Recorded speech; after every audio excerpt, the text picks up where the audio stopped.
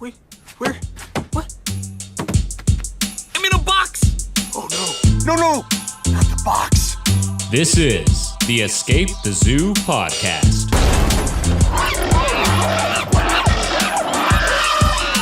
With your host, Daniel Clark. All right, well, Alastair, thank you so much for being a part of this podcast. I am a huge fan, as I've mentioned to you before, and I'm really, really grateful that you taking the time to chat. So thanks for being here. I wanted to, Pleasure to be here. I wanted to jump right into it with a recent cover photo that you just had from Australia National Geographic, and it's looks like it was taken with a fisheye of a great white shark, and the proximity you must have been to that shark seems like it was an absolutely terrifying experience. But can you talk a little bit about what it was like to get that photo? Sure, Daniel. Look, it wasn't a terrifying experience. It was in the safety of a cage at the time.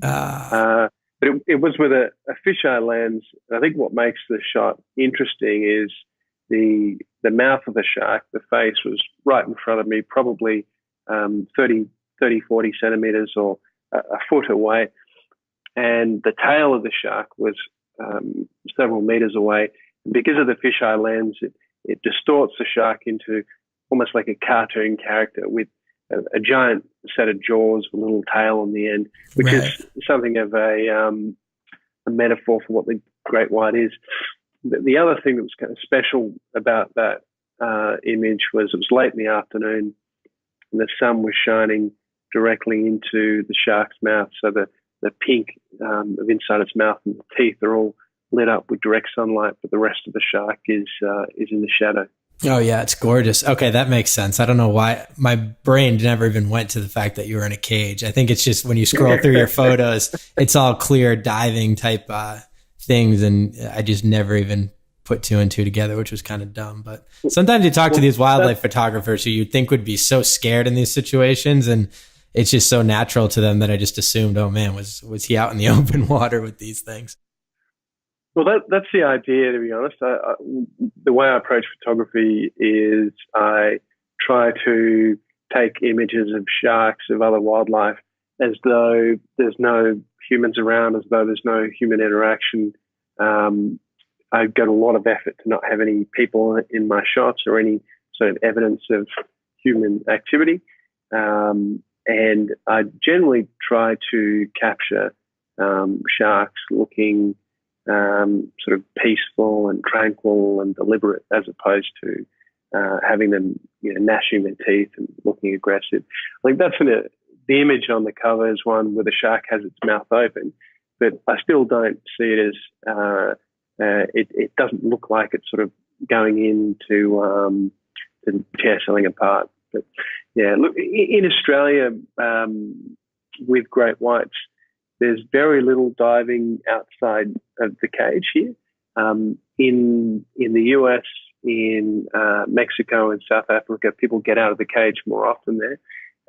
Often people come to Australia with plans to get out of the cage, and they usually don't. The behaviour of the sharks here is just a little bit different, a little bit more frightening, and there are operators in South Australia. There's a Rodney Fox who allows you to open up the cage and leave the cage, but very few people do here. And I think it's just it's a difference in behaviour, which is strange because the sharks in South Australia, they've tagged them and find that these same sharks go up to South Africa. Oh, really? When they're in South Africa, they behave quite differently. They, for instance, they use breach hunting, where they'll approach a seal from below and strike. And you see there's fantastic images of sharks flying through the air with a seal in their mouth. Right. In some cases, they're the same sharks that you find in Australia, but when you're in Australian waters in South Australia, you won't see sharks use the same hunting technique here. So it is strange. I don't know the reason for that, but they seem to behave differently depending on where they are. That's bizarre. Do they have any hypotheses for that? I haven't read any explanation of it. I think Now, I don't know whether there's any migration of the sharks in Mexico and Cabo to Australian waters, Mhm. but I do know that when they tag great whites in South Australia, they find they move up along the east coast, up along the west coast, and as I said, even go as far as South Australia. So it may be that it's a more successful hunting technique in South Africa than in Australia. Right. And there are great whites in Australia that use a bottom hunting technique, and you can observe that yourself when you're diving with sharks. You can, after a few days in the water with them, you can identify different individuals, and some will approach from the top, some will always approach from below, and I guess that's based on whatever hunting technique is successful. Wow, that's so interesting. I had no idea they traveled those distances. Are great whites in general doing pretty well? Because I grew up on Cape Cod in Massachusetts, and as a kid, you'd never hear about great white sharks being anywhere remotely close to New England. And now they're all over the place, right on the coast and the national seashore in Chatham. Is that something that's going, like in Australia, are you noticing numbers growing, or is it just that they're spreading out a little bit? Yeah, look, I think the numbers are growing. And part of that is greater, at least in Australian waters, you're not able to hunt great white, not able to kill them. Where in the past, in the 60s, 70s, in particular, a lot of sports fishermen went out and targeted great white specifically, and I think did a lot of damage to the populations. Right. So I think there is, at least in Australia, an increase in the number of great whites that are around, because some of the protection measures are working in the waters here. And on top of that, every year there's probably more people getting in the water as well. So the combination of the two means we are getting incidents, and we've had just in the last few weeks in Australia a few bites in South Australia. It's rare that we get deaths here, but it's not uncommon to have a surfer have a piece of his surfboard bitten or be injured, bitten on the arm or the leg. Oh, really? Yeah. That must be a terrifying experience. I didn't know that happened every once in a while. I always kind of assumed that if you got bit, you're usually about to go. Yeah. Look, it's hard to say. I think there's very little evidence that sharks actually eat humans. The attacks that happen in Australian waters, it's generally a single bite, and that single bite can do an enormous amount of damage. But right.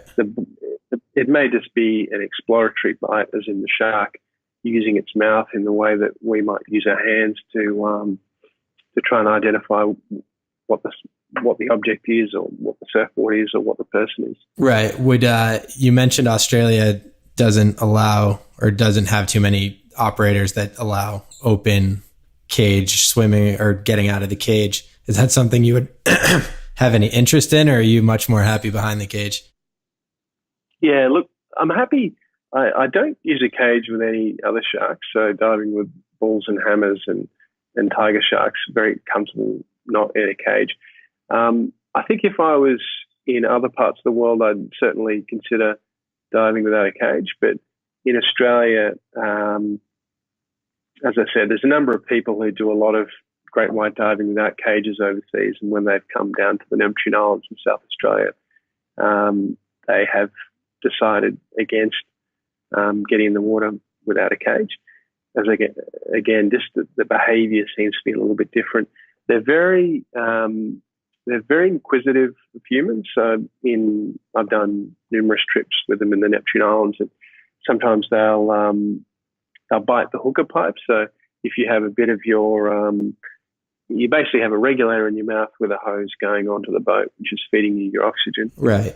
And I've had them where they'll if a little bit of that tube sits outside the cage, they'll immediately go out and bite that off. Oh, God. You'll be out of there. I don't think that's anything. They're not sort of sinister. I don't think they've actually said, "Oh, I'm going to cut off the air supply for this diver." But they're just very, very curious, and if they see something, they grab it.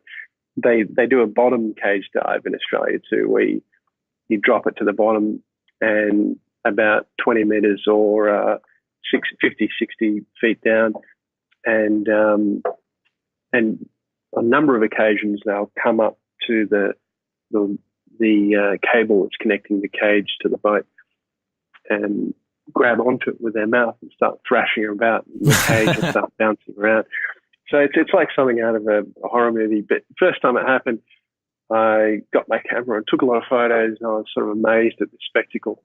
And then, and just the sheer power, right? Like the fact that it can grab a cage and move it around that intensely underwater is wild. Some of the sharks we get down there are, up to 15, 16 feet. So they're enormous fish. And after a few seconds of them flicking the cage around by grabbing onto the cable, my first thought was, is it made of rope or is it metal? I thought if it's rope, we're going to find ourselves having to make our own way back up to the boat.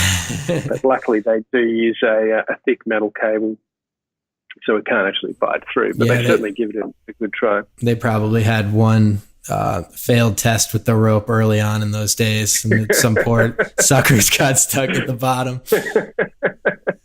So you had mentioned that typically in your photos you try and act as if you're the only one out there and it's a really intimate moment with the animals. Is that something that comes from where you're going? Are you typically going to more remote places, or is that oftentimes difficult just because there's people everywhere?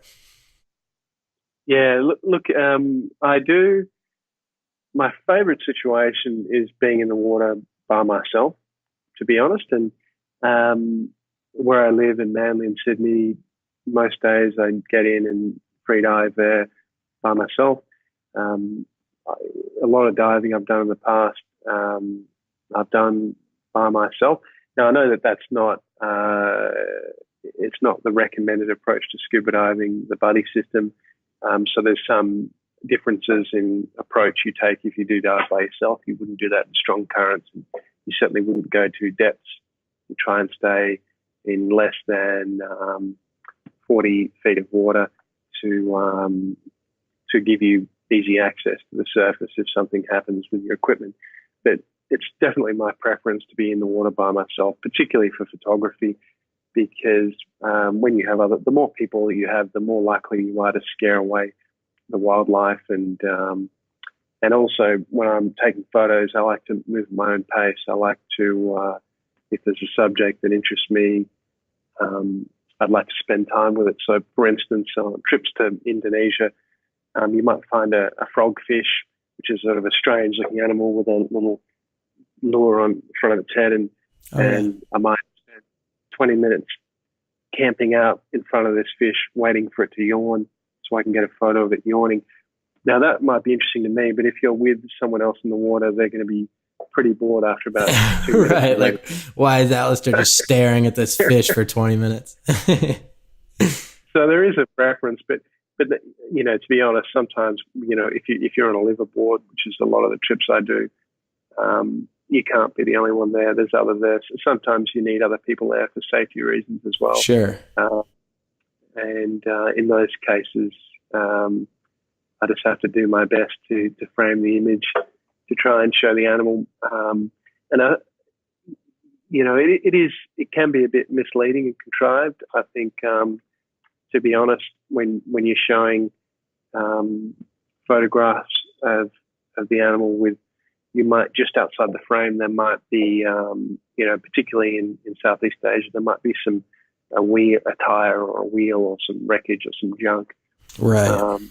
That's been dropped to the bottom of the ocean, and you've sort of gone to some effort to frame the shot to hide that. But yeah, I think it's part of the way. What interests me about photos is underwater photography is just focusing on the wildlife. I don't have any interest in photographing divers, so I go to great lengths to make sure there's no divers or bubbles or tires. Yeah. Is that something you've noticed more of in recent dives, that this tires and trash and obviously plastics is a huge issue going on right now?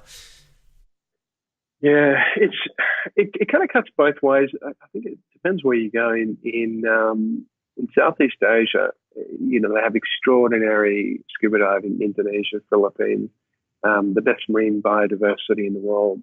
the Oh, best really? coral, the best reefs in the world. But they also have, very heavy fishing. So you don't see a lot of what I call table fish or fish that you could buy at the market and eat. Right. And you do see a lot of rubbish around. But then I think the flip side of that is you go to places, there are success stories. You look at Palau or the Bahamas where they've created these shark sanctuaries, and you can dive there now and just see extraordinary numbers of sharks every time you jump in the water. Really? Or even closer to home, in Manly where I live, which is just basically in Sydney, there's a bay called Cabbage Tree Bay, which was declared a marine sanctuary some years ago. So there's no fishing there, no commercial, no recreational fishing in a sort of area which is about a mile or two across.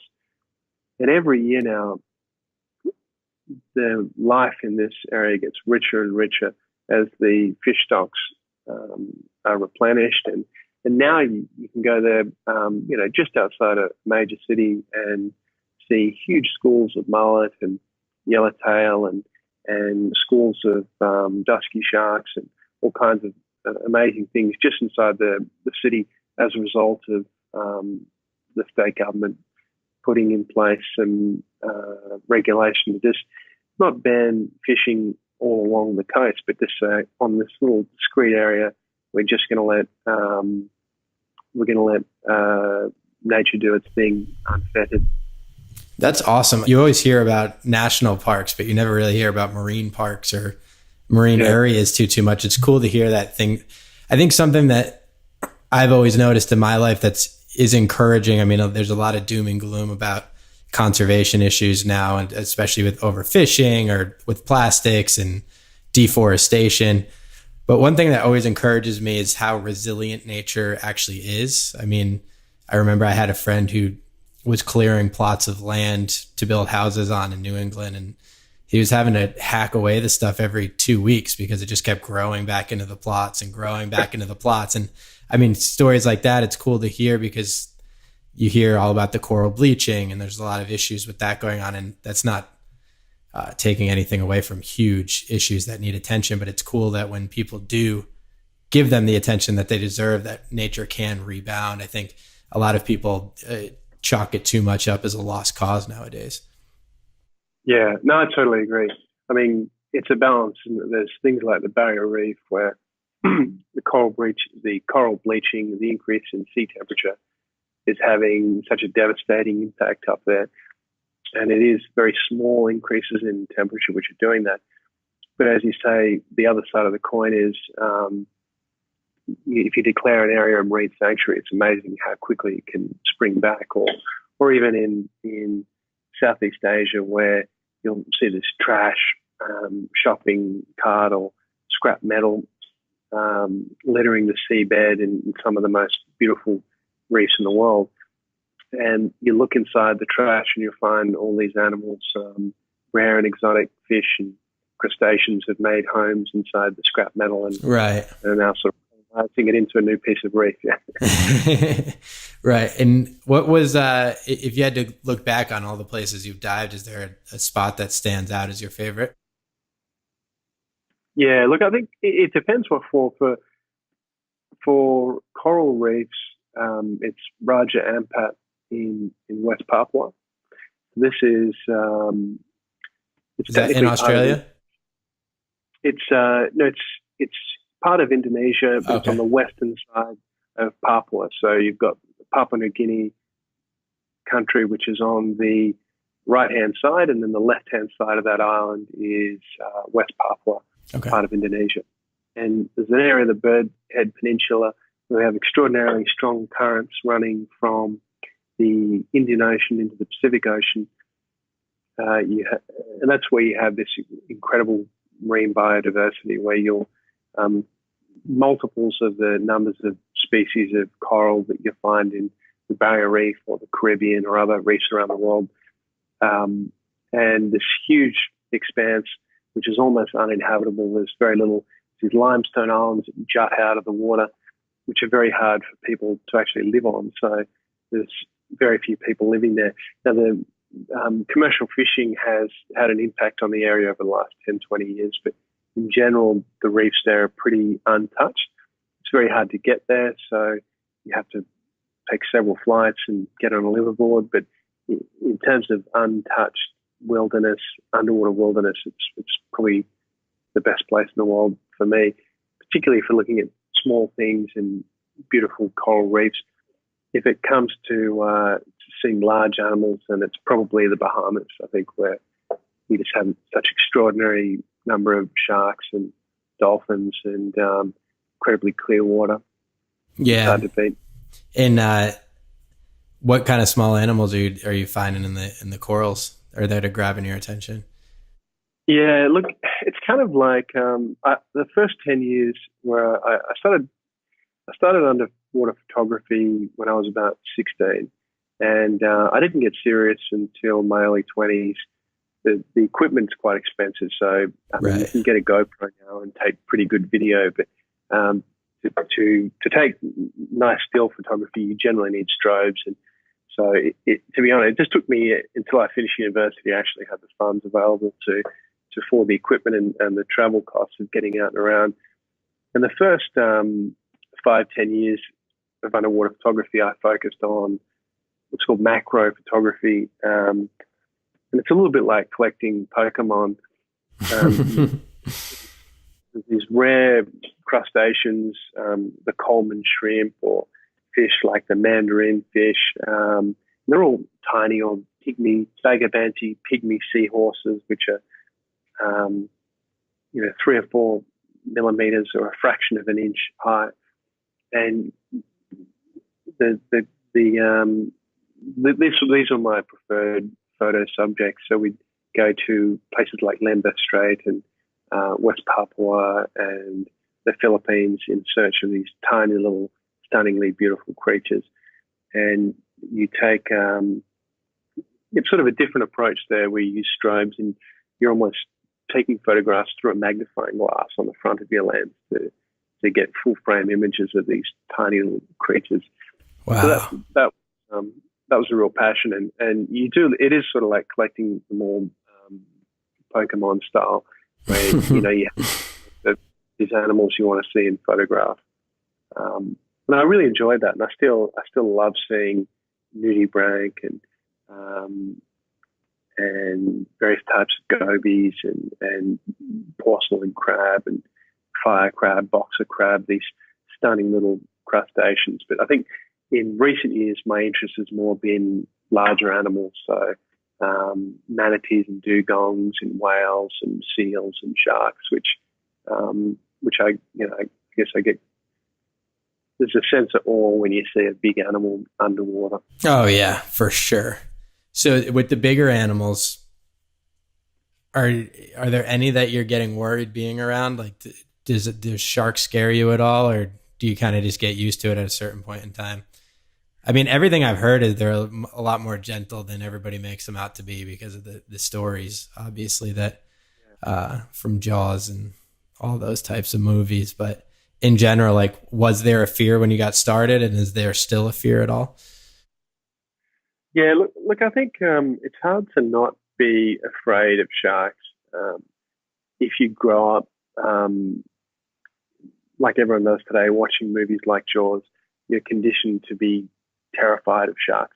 So I think that did have an impact on me too. The first time I saw a shark, I think I was 10 years old up at Heron Island, the Barrier Reef, and I was with my mother, and we're climbing in the water to go snorkeling, and I put the mask on, put my face in the water, and literally within a second of putting my head in the water, this is the first time I'd snorkeled at a tropical reef.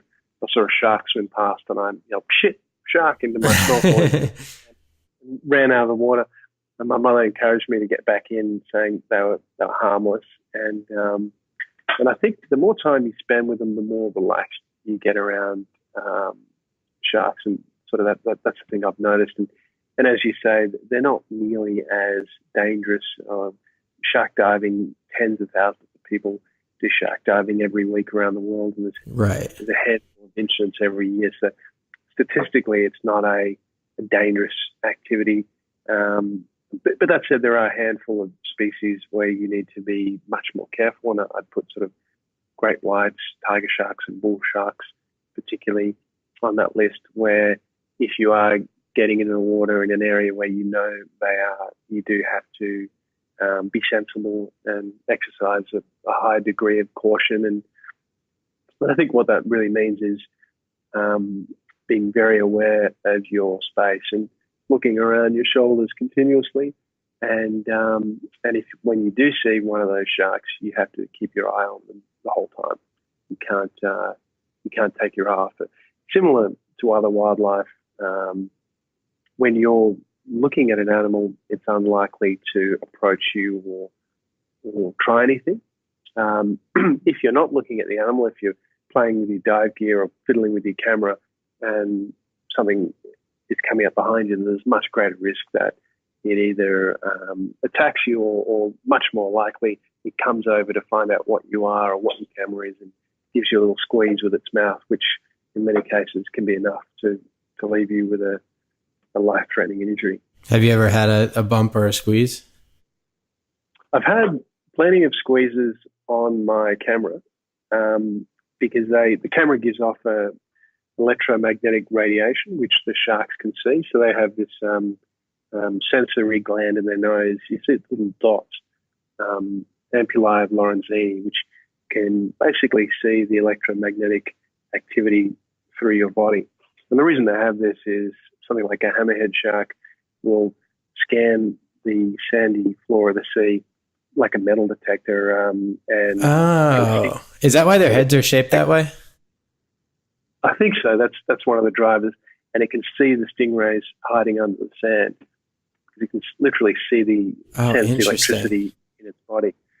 And so when you have these underwater cameras with strobes on either side, flashes with big capacitors in there, sharks find them very interesting, and they'll often come up and squeeze them with their mouth. Particularly tiger sharks will do that. So I've had that happen a lot. The first time it happens, it's a little bit unnerving, but you do get used to it. And I've had hammerheads do it as well. Tigers and hammerheads. Hammerheads where it's I've had them bump into my camera or bump into my arm, and there it's the cephalofoil, the hammer. It's almost like walking into a marble table. Where it just you feel like it should be meaty or soft, but it actually must be just full of cartilage because it's just rock hard surface. Oh, really? Interesting. So that'll shock you a little bit getting hit by something like that. Yeah, but I think in terms of you do get more confidence when you're in the water with them, but at the same time, these are potentially dangerous animals, so you need to have you need to be sensible and ensure that it's proper safety precautions. And I think by that, the key safety precaution being always watch the shark if it is one of those species, a bull, a tiger, or a great white. And if you take your eye off the shark, often what you'll find is they will sneak up on you. Right. And you'll notice. Have you ever had an opportunity to go to, I've seen some of those photos of the hammerheads by the Galapagos when they just all congregate in one spot. That is crazy. Yeah. I would love to see that. I've never seen the aggregation. The most I've seen is 5 or 6 of them at once. But, wow. Love to see those giant schools. Are they typically outside of, I don't know if they aggregate there for spawning or some particular reason, but in general, are they usually in groups or schools?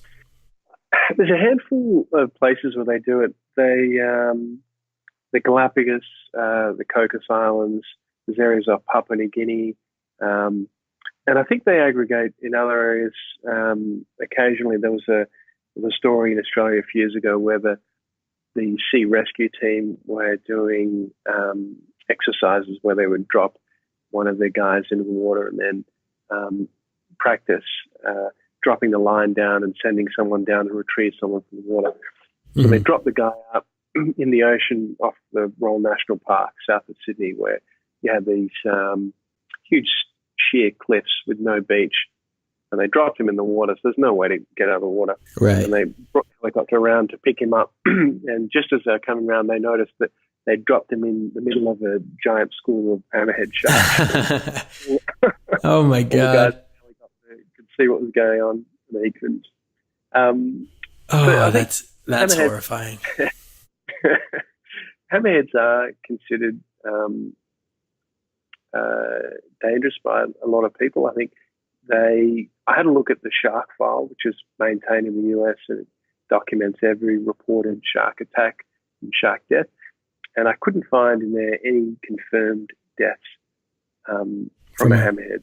So that's around the world. And the database goes back, I think, 100 or more years.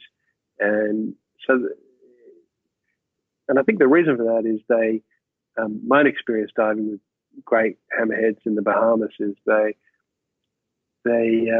generally not interested in humans. They're quite scared. The only way they bring them in close in the Bahamas is by having these boxes with fish and running chum, which basically brings them in towards the divers. Okay. I found that they, unlike tigers or bull sharks, they are relatively timid. And they also, this might sound like a strange term, but they're sort of trustworthy compared to those other sharks, where if you have a great hammerhead behind you or outside your field of vision, you don't feel like there's a high risk that it's going to try and sneak up on you. Right. And even if it did sneak up on you, the great hammerheads, which can get up to 16, 18 feet, their mouth kind of sits underneath the hammer. So they've got a relatively small mouth, and it's tucked away under its head. So it's not that easy for it to actually get purchase on you if it did decide to cause you some damage. It might be able to get your hand in its mouth, but it'd be quite hard for it to take a piece out of your leg, because it's, as I said, it's just the shape of the animal's head. Right. It's really designed to do that. Yeah, that makes sense. So what brought you into this passion for the ocean? Was it something that started as a kid and you got in? I know you mentioned snorkeling with your mom, but was it something in particular, or was there a moment when you were like, I want to really take this seriously? Yeah, look, I think I remember as a kid, we had a few books in the house, underwater books. There was Australia's Dangerous Creatures was the book we had on the shelf, and I used to pull the book out all the time, and I would just flick through to find the pages of the blue-ringed octopus or the great white shark, and basically just look for the sea creatures.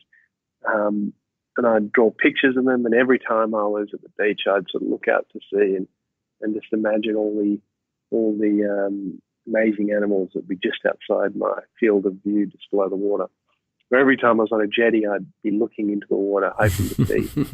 Right. So I think from a small age, I was obsessed with the underwater world, and the first time I remember the first time I saw a great white shark, it was almost like seeing the monster from your childhood storybook, seeing it in person. Yeah. Such a extraordinary experience to see, something that you've been thinking about and wanting to see for so many years. Just so exhilarating and joyful to actually see it in the flesh. Yeah. Well, it's funny. It's like kind of like back to your Pokemon scenario.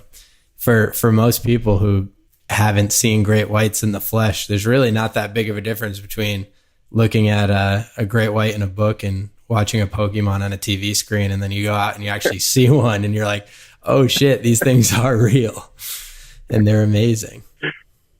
Yeah. When was the first time you ever scubaed? I was 16 in Fiji we used to go every year. We go on a family holiday to a tropical reef. Oh, cool. So we go to Fiji or the Barrier Reef from when I was about 10 years old. And then our other holidays, we would go to beach destinations, Seal Rocks, or Jarvis Bay, which is little beach towns in New South Wales near Sydney. And I still go back to those same places. I still go Seal Rocks. I go there a few times a year and snorkel, scuba dive with the seal colony. They have a great nurse shark colony there, and you can see scallop head, hammerheads just off the beach there. Cool. So I think that's where it came from. Just as a kid, enjoying those ocean holidays, and now I spend every bit of free time I can in the water, basically. So. Really? So, do you live close by? Like, how many times a year are you getting in the water? Well, we live in probably 10 minutes walk to the ocean in Manly, and luckily where we are in Manly, there's a very good snorkeling spot there. There's sort of a surf beach, and then the Cabbage Tree Bay Marine Reserve I described earlier, which you can see cuttlefish and dusky sharks and huge schools of mullet and yellowtail and wobbegong sharks, which looks like a piece of carpet, but it's actually a shark, and stingrays. Cool. So lucky to have good underwater wildlife on the doorstep. And then I try to do a handful of New South Wales trips. There's an island called Montague Island, which is about 5 hours south of Sydney, where you have a huge colony of Australian fur seals, New Zealand fur seals, and then usually a trip to South Australia to see the leafy sea dragons or great white sharks and the Australian sea lions, and a couple of trips overseas a year. So this year will likely be Fiji and Bahamas and Mexico. So are these things that typically you'll get an assignment and they'll say, hey, go out here and try and get these a certain photo for a certain cover story or something like that? Or is it really just a passion project and kind of going out when you can? Look, it's more of a passion project. It's probably, I'm definitely on assignment for myself, really. So I always have a very specific target subject, and the holiday will be planned around that target subject.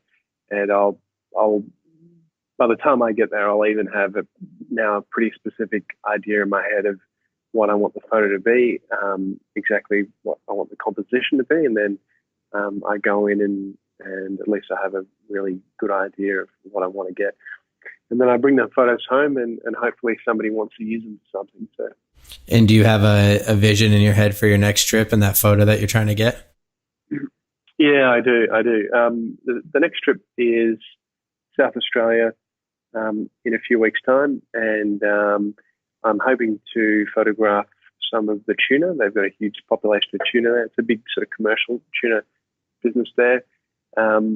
Looking to photograph the leafy sea dragon, which is quite an extraordinary animal. It's in the seahorse family. It grows to almost a foot long, and it has these bizarre, colourful appendages that just dangle off various parts of the animal. Yeah, it almost looks like a seahorse with a lot of kelp hanging off of it, right? Yeah, that's it. And they're bright orange. They're just amazing animals, just extraordinary to look at. And there's only a handful of places in the world you can see them, and they're all in South Australia, Victoria, and Western Australia. And if you want to see them reliably, there's one or two jetties in South Australia that you can go to and scuba dive under and find them there. I'm looking to get a frontal portrait of a leafy sea dragon with a macro lens, and on that trip. And then the next trip to the Bahamas, I'm hoping to get some images of pods of dolphins up close, sort of swimming towards me, having them all peeling around me with a nice wide angle shot. Wow, that'd be cool. Sunburst. Are they pretty friendly for the most part? Like, do you get more interaction from dolphins? You just intuitively, I would think that's one of the animals that likes to play around a little more. Yeah, you do in the Bahamas. It's funny, again, the behaviour is a bit different in Australia. It's quite hard to get close to dolphins in Australia. If you're on a surfboard, they're very happy to come close, and they'll often ride waves with you or come right up to you on a surfboard. But if you're swimming or snorkeling, they'll usually give you a pretty wide berth here. But in the Bahamas, for some reason, I guess it's a different species there too, but they will much more friendly, happy to come in close, and will let you take photos of them. Oh, wow. That's amazing. Those are bottlenose? Spotted dolphins in the Bahamas, Okay. I think, is the main species. In Australia, it's mainly bottlenose dolphins. Yeah. Okay, awesome. Some of the stories you hear about back in the day, the studies that they used to run, which is sad that they were kind of enclosed in these cages, or in these pools that were getting studies done, but the intelligence levels that they were displaying are absolutely mind-blowing. I remember there was one that I think they were trying to get it to actually speak a language to a certain degree. Yeah, no, they are extraordinary. I'm hoping to photograph whale sharks in Mexico on the trip as well. So that's cool. I've done a bit of whale shark photography in the past, so this time I'm hoping to get images of large groups of them together. What's it like to be in the water with a whale shark? Those things are massive. Look, it's really special. They're very gentle and deliberate and relatively slow, so you do feel really comfortable with them. I think compared to whales, I think they are. You feel a lot more comfortable with a whale shark. Whales, humpback whales, are a little bit more unpredictable in some ways. I think it's very rare that there's ever an incident, so I don't think it is something that's dangerous. But in my experience, I'll often find some experiences with humpback whales to be a lot scarier than sharks. Really? And the reason for that, with a tiger shark, if you have one tiger shark swimming around, you've got an underwater camera, which is quite a good shield. And if the shark comes up and wants to explore you, you can push the shark off with your camera as the shield. But with a humpback whale, the sheer size of the animal, there's very little you can do if it decides to swim towards you. You're totally in the hands of the animal, and I think that's what makes me feel a little bit less comfortable. Right. Is a sense of no control. There was in Tonga a few years ago. We were tracking a group of males called a heat run, where you get a large group of males trying to mate with a female. And I have a photo of my website of this, where there's 8 or 9 males flying through the water, all trying to mate with a single female. And I dropped off the boat into the water, and the female went underneath me, and then all the males flew past me going full steam ahead. Wow. And that was, one of the males came very, very close. And that was a moment where I was thinking, given this male's trying to mate with that female, my safety and well-being probably isn't front of mind for that humpback. Right. And what speed are they getting up to if they're going full speed ahead at the female? It's hard to say, but it was very fast. Like, is it pushing you back? I would imagine 8 or 9 of them. You feel the ripple through the water, and then we tracked them a bit further and dropped in again, and all the males started to breach around me, so they're all flying out of the water and wow. land. And that was extraordinary. I was with my wife at the time. She got a video of one of them doing this, shot from beneath the water and then coming out of the water and then landing back. But again, that was a little bit scary, because some of them were breaching 10 meters away from us, and there was almost 10 of these huge whales. You thought, if any of them makes a mistake or decides to not take into account our position in the water, if one of those whales falls on you, you'd be dead pretty quickly, I think. Yeah, but I mean, what an extraordinary sight! And your wife does underwater photography too? Yeah, she does. She's not as keen as I, but she comes along on the trips, and she has a GoPro that she likes to shoot on. So no, it's good. It's really nice to be able to share that. And the only photos of divers that I have in my portfolio are of her underwater. Well, I was wondering if, especially if you do a lot of these solos, your wife must share a passion for you, or else you might be upset a little bit if she knows you're swimming with sharks every day by yourself. Yeah, no, it has to be reciprocity, I guess, and a lot of the trips that I go on, I generally go by myself, and she does do the odd yoga retreat to restore equilibrium to our relationship. I saw some photos of you with the endangered Australian sea lions. Can you talk a little bit about what it's like to go spend the day with those guys, and how endangered are they? Are they struggling? Is there a specific cause for that? Yeah, look, it's they are beautiful animals, and it's funny. In Australia, we have the sea lions. Down in South Australia, we have Australian fur seals and New Zealand fur seals, and the New Zealand fur seals seem to do very well, whilst the Australian sea lions and Australian fur seals seem to struggle a little more. I think part of it is the impact on fisheries.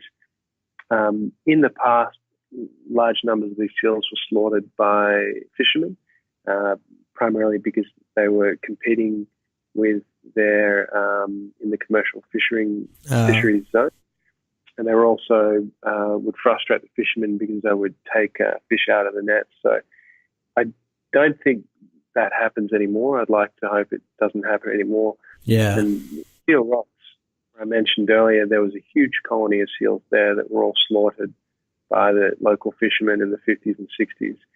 And you're just now, 50 years on, starting to see the seals come back and the population start to build up again. So I guess it's encouraging to see that, but it's a long and slow process. I love diving with seals and sea lions. They're just fantastic. They're the most playful things in Australian water, at least, to dive with. They'll nibble on the end of your fins when you're not looking, and play games. You'll have a group of them doing it. It's almost like they're playing a game at your expense, and they're also laughing behind your back when they do it. So it is beautiful, but most of the diving I've done is just off the colony, so you'll get dropped off on a boat, then you'll approach the colony, and the seals will generally come into the water and interact with you. But there are some, I have learnt there's a line that you shouldn't go beyond, and generally sort of 3 to 4 meters or 12, 16 foot off the edge of the water line at the water colony is an area where they're not comfortable with you going into. There's a photo on my site of a big ball seal shaped like an American football. They're not like blimps, this enormous amount of fat, rubber, and huge, heavy animal. And I got a little bit too close to the colony, still in the water, and the big bull seal came down and got in the water with me. And I thought, oh, look at this, brilliant! I've got a great photo. And the bull seal came right up to me and posed right in front of my camera. So I took some photos, thinking how good this photo was. Not sort of, I was naive and didn't understand what was actually happening. Right. And then the bull turns his head to me and barks, this sound. Underwater? Underwater. And the bark was so loud that I felt it reverberate through my whole body. Wow. And the other seals and fish just went and just flew away. Everything, I was terrified. Everything was terrified. And I was, it was definitely a clear signal to me to get out of that area. Jeez, yeah. So what did you do? Did you just back up and he kind of stayed his ground? I backpedaled as quickly as I could, but unfortunately there was a sort of a wave which was pushing me in towards him at the time. And he was right. And I was pretty scared at this point because this is a big animal. And eventually I sort of pushed back and paddled and got below this little rock ledge. And for the rest of the diving on that day, the bull seal sat on that edge and patrolled along that rock ledge, making sure I didn't go any closer to it. So we understood there that I learnt my lesson. I learnt something about animal behavior, and he taught me a lesson. Yeah, he doesn't like you very much. Stay away. I saw this photo once of, I think it was Paul Nicklin going into the water with, it had to be like 100 of the sea lions. Is there any instance because they're like little playful dogs almost, right? Do they nip at you at all? Is there any worry of that? Yeah, they do. They'll nip at the fins, and I've had them nip at my wetsuit too. But always playful. That was the only time there was any kind of aggression from them, and it was totally my fault. I was sort of stupid and naive. And again, this is the worst thing about underwater photographers is often they get carried away at taking photos and don't think about what's happening around them in terms of safety and in terms of respect for the environment they're in. And there's plenty of examples of underwater photographers behaving quite badly in the water and sort of breaking bits of coral just so they can get a photograph and things like that. So that was a good example of me, I guess, being stupid and focusing too much on the photo and not thinking about the animal behavior and respecting the colony. If you spend that much time in the water, you eventually have to find out where the line is, and once you find it, you stay away. So, do you do this full time, or do you have a job as well? I do it part time. So I feed my family with another job, but I think look, it's hard. It's hard now in photography. You can make a comfortable living with wedding photography and event-driven photography. Right. But it's very hard to feed a family in Sydney on underwater photography. Even if I was doing a lot more work, a lot more paid work, it's pretty hard to do. I guess the benefit of that is too that it can remain a passion project where I never have to go out and take photos. I only do it because I want to. Yeah, and I also would imagine that there's a large sacrifice that comes with doing it full time in terms of travel, and if you want to be with the family, sometimes it can be difficult if Nat Geo or somebody's telling you to go to French New Guinea or something like that. Is that a place? French New Guinea, French Polynesia? That's probably what I was meaning to say. Yeah. I was like, French New Guinea, that doesn't sound right. Yeah, no, that's right. I think my wife's pretty forgiving, but I like to spend time with my kids every day, so it's important to bring them along. Well, watch out. You get a few of those Australian National Geographic covers, and then you'll have a hard decision to make. Be too many opportunities coming in. But I think that's cool and something that is a unique perspective to have to it, where I think a lot of folks think about what you do as something that's inaccessible. Do you think that's true? I mean, clearly, like we even mentioned the GoPro, it's just so much easier to do things now than it was 10, 20 years ago. And to be able to get a snorkel and get out there and take photos, I would imagine is something that is a little more accessible to your everyday person than it was a while ago. And hearing stories like that with you, who's clearly somebody who is incredibly talented at this and is able to do it as a very successful part-time job, I think would be encouraging to a lot of listeners. Yeah, look, I think that's a good point. It's a lot easier now to do underwater photography. When I first started out, I remember I did a trip to Bunaken Marine Park in Indonesia when I was 19, and I took a film underwater camera with a strobe that I borrowed from a friend, and I shot 10 rolls of film of some of the most incredible animals in the world.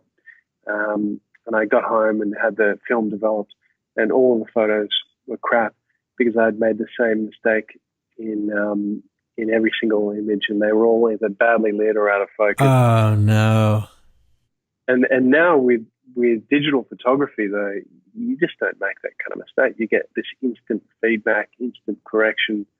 When you look at the image, you can tell straight away whether it's whether you've got a problem with the lighting or the way you focused it, or the lens, or the depth of field, and and you can iterate and improve continuously. And I guess that is important for all kinds of photography, which is and you look at the field of underwater photography, the photos that were considered sort of outstanding 20, 30 years ago, with the advent of digital photography, they were blown out of the water really quickly. Right. And the photos people have taken over the last 10 to 15 years are so much stronger. And I think just because of that, because people can experiment, they can,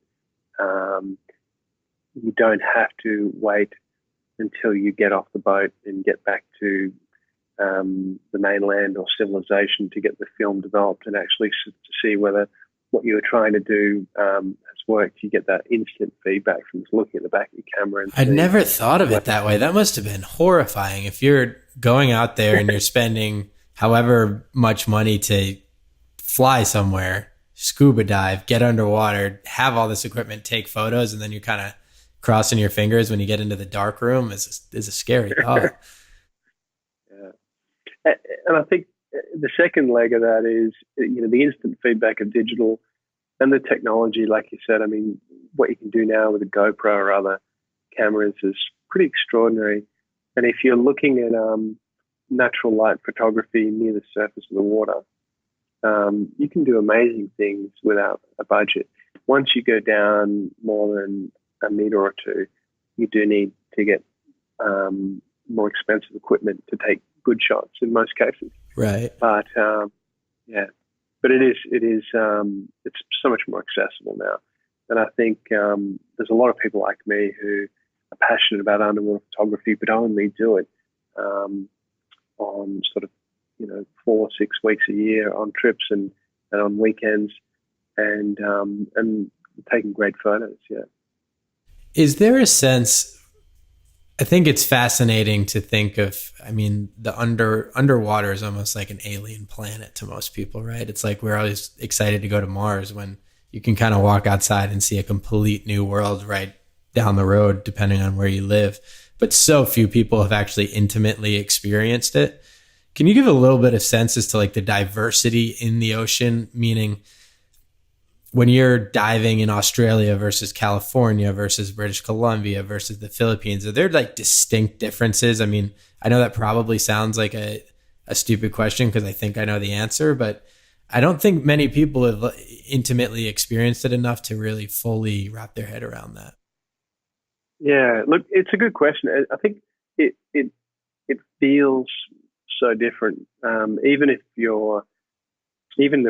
the areas that I go regularly, whether it's just down the road or if I'm an hour or two away from my house, it's so different. It's not just the fish species. It's not just the whether you have soft coral or other sort of changes in the sea floor which make it different.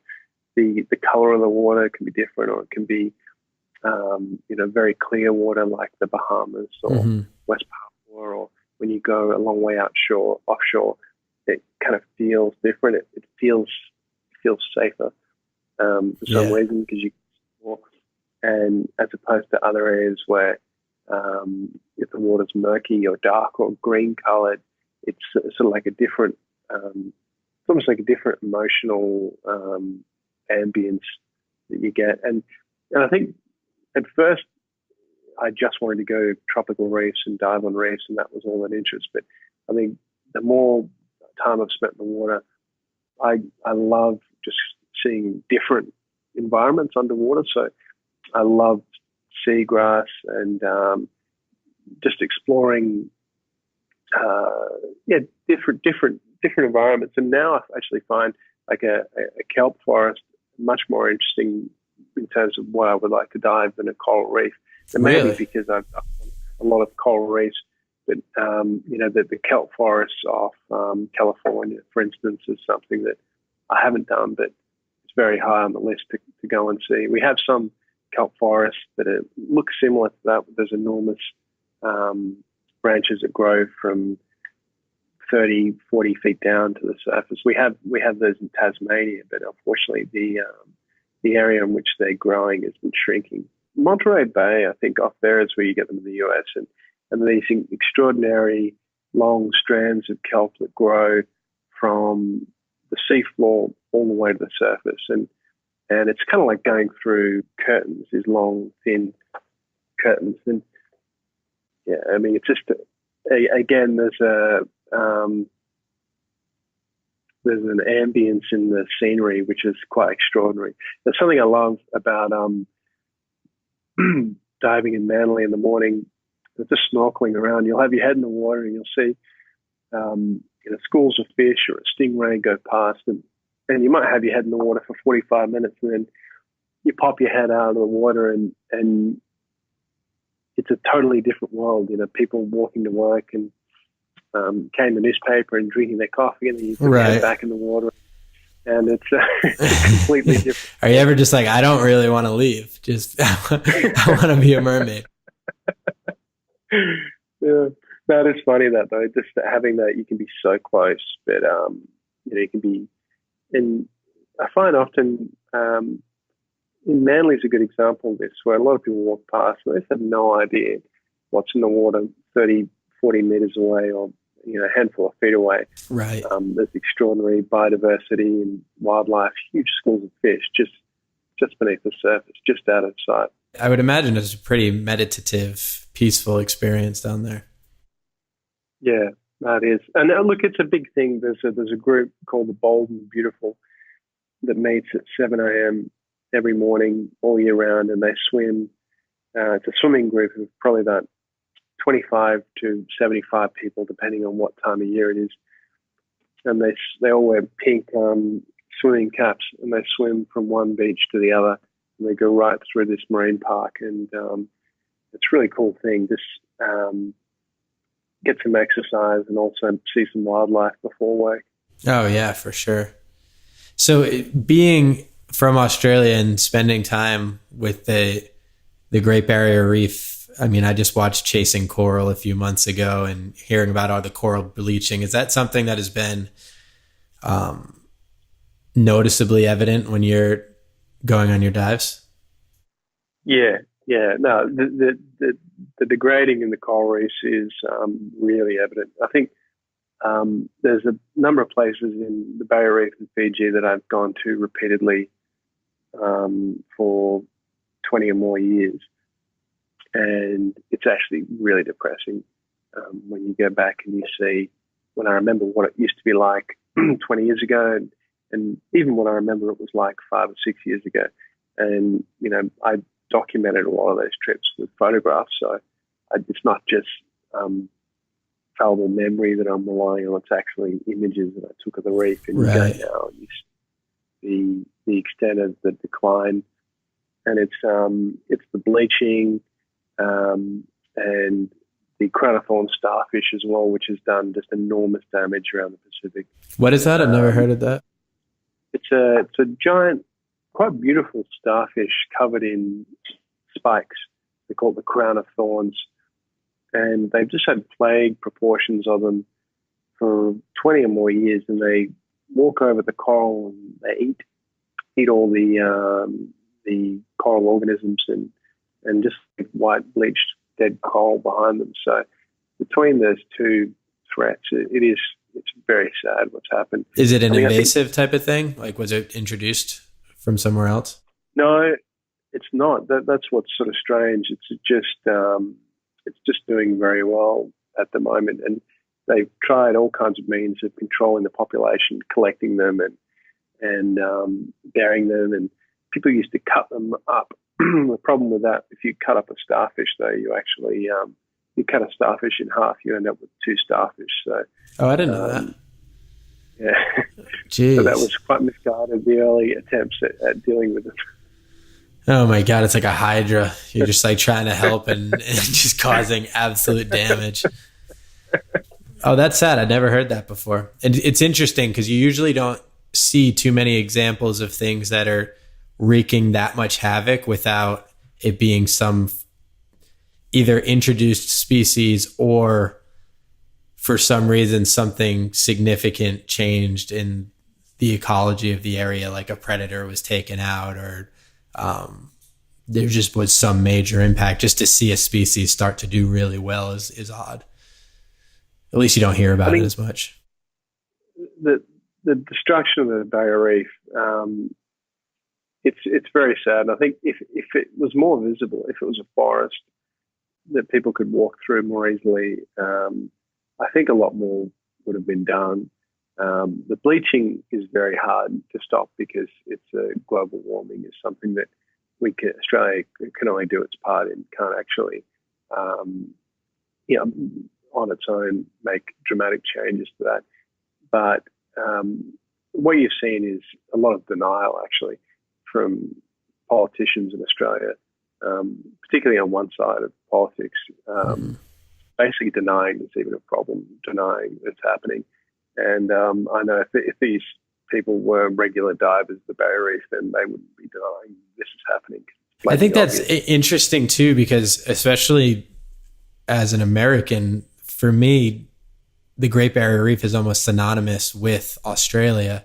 And a lot of times, I mean, especially here, you get a lot of the climate change deniers or people who just don't place as much value in it. And it's because you're looking at supporting certain industries that aren't aligned with that scientific research, like coal or something to that effect.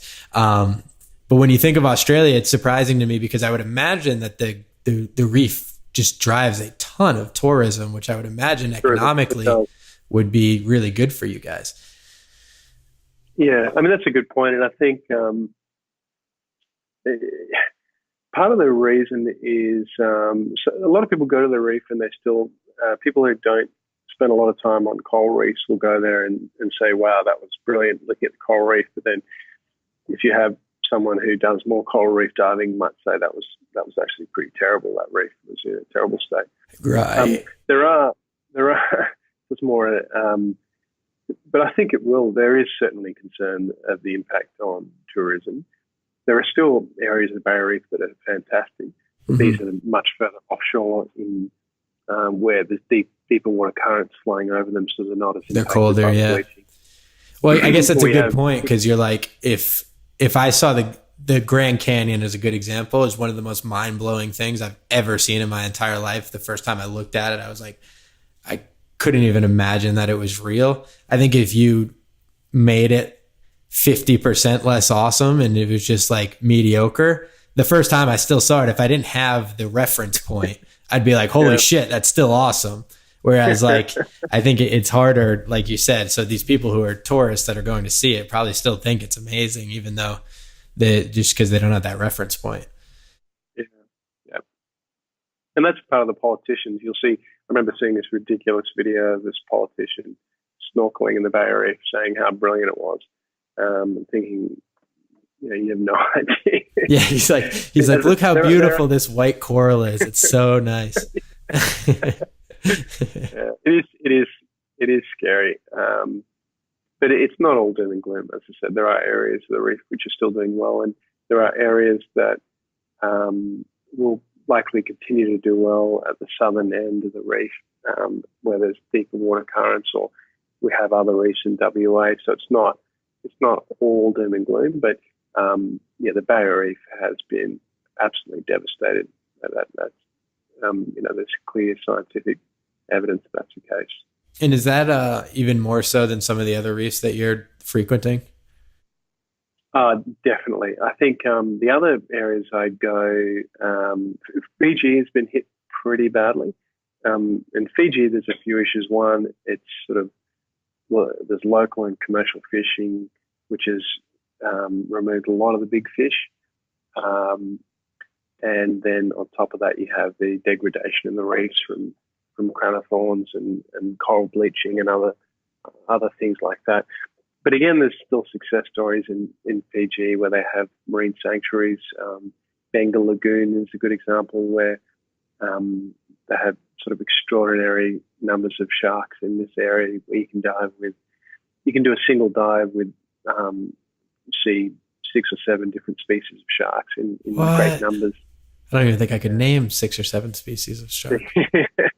You go down to 90 feet and there's bull sharks everywhere. Then you go to 60 feet and there's grey reef sharks, and then you go to 10, 15 feet and there's black tip and white tip reef sharks and lemon sharks. So that's cool. Is that pretty common that different levels of the ocean, it's almost like sheer dividing out of the species? Yeah. Yep. That's awesome. Exactly right. I didn't know that. Can you talk a little bit about French Polynesia? I saw some photos that you had taken there, and from another podcast that I talked to a gentleman as well, I heard that the diversity in French Polynesia is absolutely insane underwater. Yeah, look, it's a beautiful place. The Rangiroy was my last trip there a few years ago, which is I think it's the second biggest coral atoll in the world, and there's two openings to the atoll, and one of them is to Putu Pass, and when the tide comes in, there's an enormous current flowing into the atoll, and then when the tide flows out, again an enormous current going out, and sharks love strong currents, absolutely love it, and so they drop you in the boat just at the mouth of this current, and you'll see hundreds and hundreds of grey reef sharks just aggregating around, and huge dogfish, dogtooth tuna, and other massive pelagic species. And you'll generally just, it's too hard to fight the current. The current's just extraordinary, so you'll just let it push you in. Usually you dive it on an incoming tide, because if you're diving an outgoing tide, there is some risk that you just be take it out forever. It's like, see you later. And you just ride the current all the way along, past these sort of just wall after wall of grey reef sharks and dolphins, spinning around, playing with the divers. Wow. Yeah, it's extraordinary.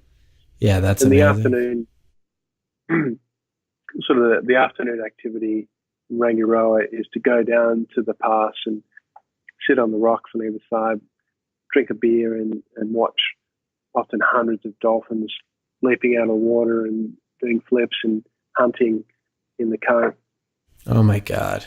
Yeah, that's the dream. Sometimes I regret starting this podcast because I just sit in the middle of Los Angeles and hear all these amazing stories about rainforests and sitting, drinking beers and watching dolphins flip around. I'm like, what the hell am I doing with myself? You had mentioned earlier in the podcast starting to document or photograph manatees. Is that true? I didn't know that before. Where are you doing that? Yeah, manatees. The best place in the world for manatees is in Florida. There's a few areas around Crystal River, near Tampa, near Orlando, where there are these just remarkable springs, crystal clear water, where you can find the manatees.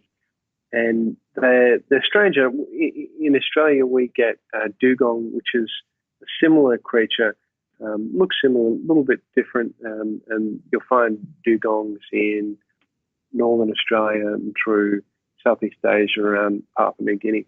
I found when you photograph these, they'll often come right up to you and pose in front of the camera. And it's hard to know what they're thinking at the time. They may be able to, often animals can see their reflection in your lens. Sometimes you'll have an animal come right up to you and look right into the lens. And I've had them do that a number of times. And they'll usually get bored after a couple of minutes and swim off. But I found if you give them a little rub on their belly, basically a scratch, kind of like a dog, right? They'll hang around and let you take a few more photos as long as you give them a little belly scratch every couple of minutes. So they keep the quid pro quo, so they're getting something out of it. That's so funny. It's funny to think of how you. Like that's probably a piece of advice you'd give to somebody and they're like, how did you find out about that? It's just like, well, I just wanted to try it out one time and it worked. The local guy told me that. He said, give his belly a little scratch and they love it. Oh, that's amazing. Yeah, I remember having a weird moment when I was probably like 6 or 7 years old, and I used to wake up every morning at like 6 a.m. and my parents just didn't want to deal with me because it was so early, and they'd put on Jack Hanna's Animal Adventures, which was a huge show at 6 a.m. for kids over here.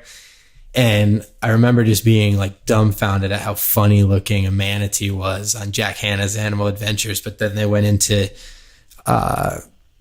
he was talking about how they get hit by motors a lot in boats.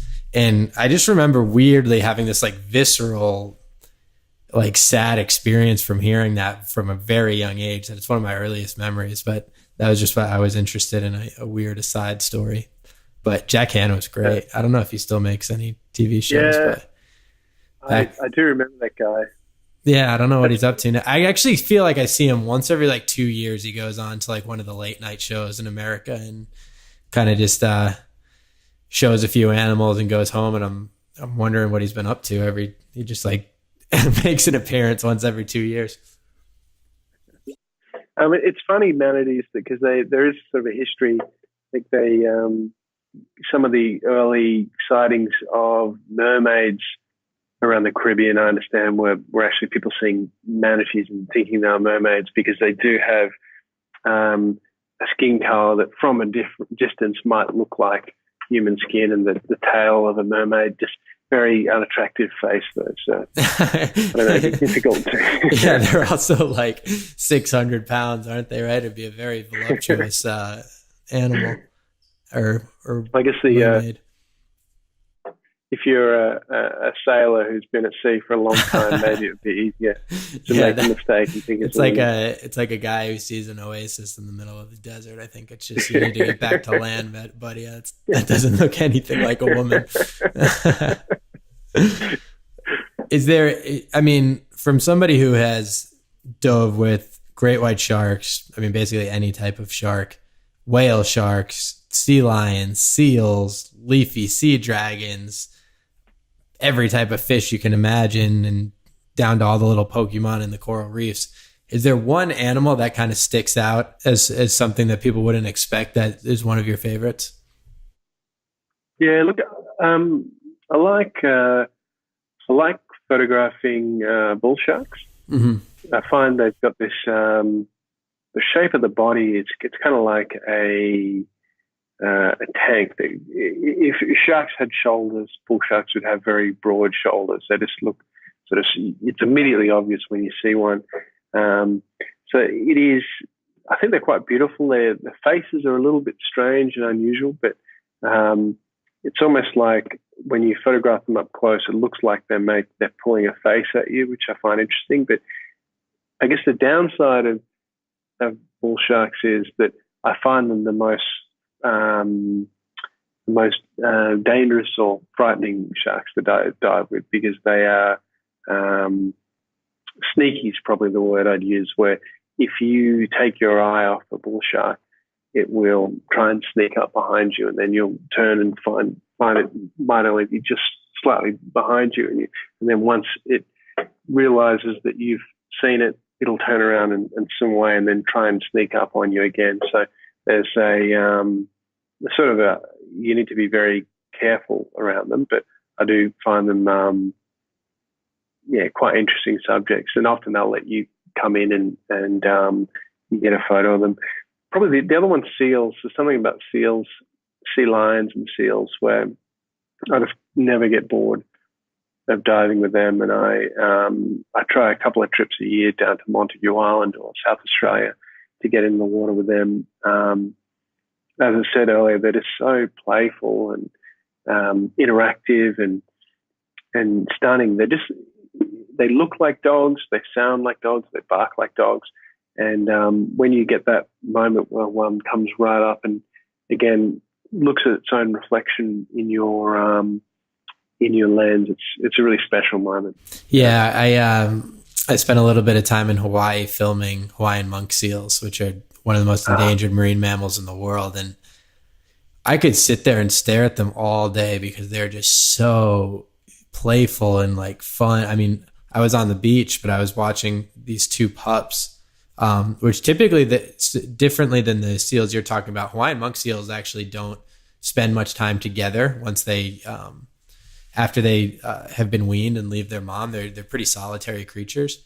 But one of the pups had been relocated because she was actually born. She was the first Hawaiian monk seal ever born in recorded history on Waikiki Beach, which is like one of the most populated beaches in the world. So just because these animals are in such low numbers, they just wanted to get them away from all the people. So they put it by this other pup.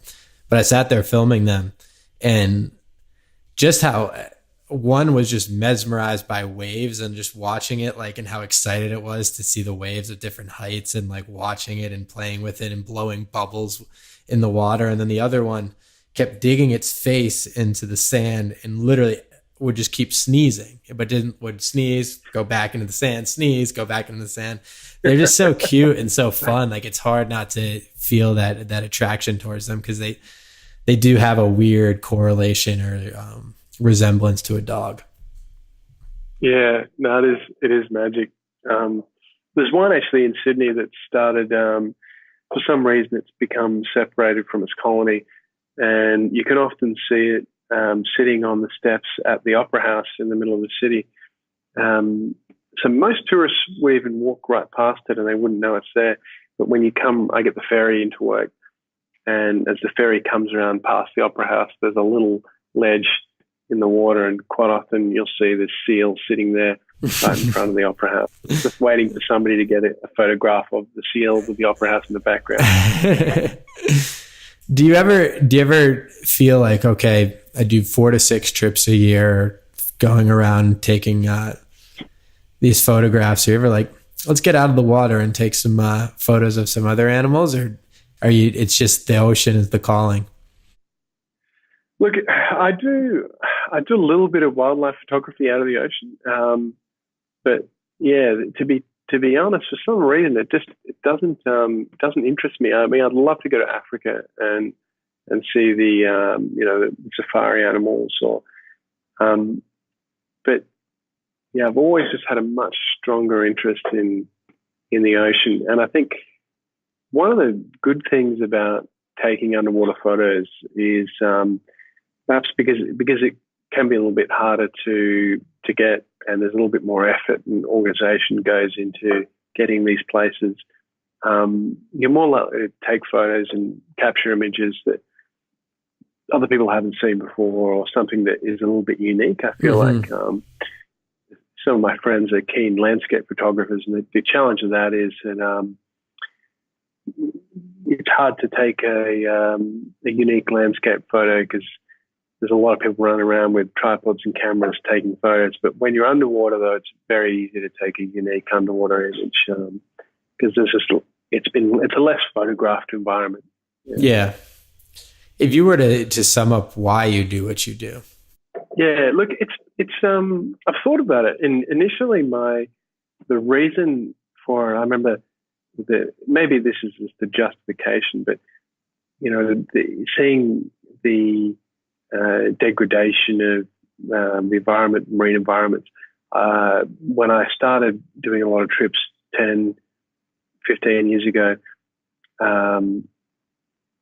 I felt strongly the need to go and document these things and take the camera to document as well as sort of see them myself, because the fear being that if I didn't do this now, 10, 20 years time, the option may not be there to see these animals. And so that's certainly part of it. I think, I don't photograph anything that hasn't been photographed by someone else before, but there's still that desire to witness it while you still can witness it and take a photo as a memento.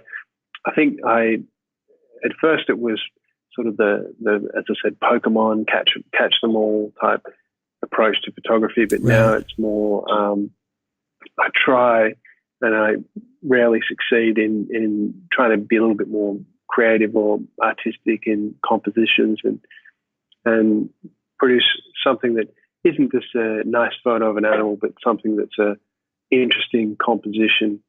But that's certainly a project that I'm at the early stages of, and hopefully every year I'll move a little bit further towards that objective of taking nice not just nice wildlife photos, but nice composition to try and make art out of it. That's really cool. What is the next 5 years looking like? What can we expect to see? Well, I think this year it'll be dolphins and sharks in the Bahamas, tuna and leafy sea dragons, whale sharks and cenotes in Mexico. Next year, I'd really like to photograph blue whales and sperm whales in Sri Lanka. So with a bit of luck, that'll be next year. Wow. I want to photograph blue sharks, so either in the Azores Islands off Portugal or potentially in the US. There's a couple of places I understand where you can dive with blue sharks. They're probably, and what I sort of the big one that I'd like to do is Antarctica and South Georgia Islands, to try and photograph penguins in the water and leopard seals. I have a friend who runs a small boat operation down there for film crews. So I just need 3.5 week leave pass from my wife to be able to go and do that one.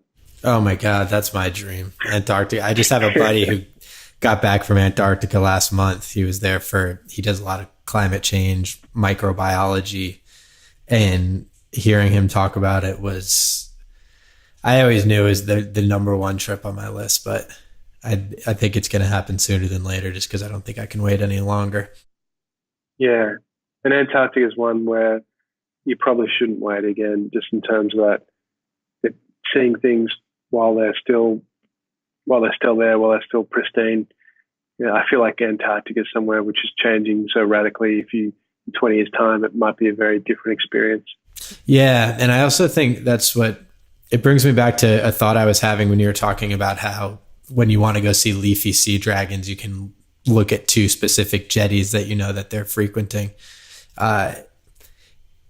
It's always concerning when you think of like the penguins over in Antarctica and the leafy sea dragons, when things are congregated in such small areas where a drastic change can really affect things very, very quickly, just because you don't have the benefit of a wide range, where you might have some factors that help out the species a little bit. I want to make sure I get there just in case any of those catastrophic things happen. It's a super downer, but it's true. Well, that's cool. I always like to wrap up with a question that I have stolen from one of my favorite podcasters, Tim Ferriss, which is, if you could put a billboard on the side of the highway that disseminates a certain message to get out to the world in 10 words or less, what would that message be? Oh, look, that's a good question. I think in terms of, it would be marine conservation message. I think I spoke a little bit earlier around the marine park concept, and I think there's people like the Pew Charitable Trust, and in Australia there's groups like the Australian Marine Conservation Society that are working on trying to develop these in countries, these areas where kind of giving the marine life a fighting chance. And there needs to be a balance between commercial fishing, recreational fishing, and marine conservation. And I think there can be a balance, and really what works and what's been proved to work is having these dedicated pockets or areas where there can be no commercial or recreational fishing, and where you can build up stocks of fish and have safe populations, and then those stocks of fish will then spread out and benefit the commercial and recreational fishermen in the surrounding areas. So I think if I had a billboard, it would have to be in support of that objective of creating these marine parks throughout the world. I think that's great. And if people want to check out your work, I'm going to link to everything in the show notes, but Instagram, the website, any other mediums that you're using pretty frequently, or other places to check you out? No, that's the two. Yeah, I usually I post if I feel my best photos I put on the website, and I try to blog my trips when I get back. Try to share sort of anything I have around techniques or advice on trips, and then everything else goes up to Instagram. All right. Awesome. Well, thanks again, Alastair. Really appreciate it. Huge fan. Excited to see some of those photos over the course of the next few years. And maybe I'll see you in Antarctica. But thanks again to everybody else. Thanks for listening. Stay wild. Thank you so much for listening. I honestly cannot express how much I appreciate you taking the time. For all information regarding this episode's guest, social channels, books, how you can support, etc., please check out our show notes. If you enjoyed listening, please subscribe to the podcast. We are everywhere that you can find podcasts. Subscribe to Escape the Zoo on YouTube, follow Escape the Zoo on Instagram, like Escape the Zoo on Facebook, and please share with your friends. It honestly goes so far and means so much to me. And lastly, if you'd like to be emailed with each new podcast and any other major Escape the Zoo updates, visit escapethezoo.tv and sign up for our email list. Thank you.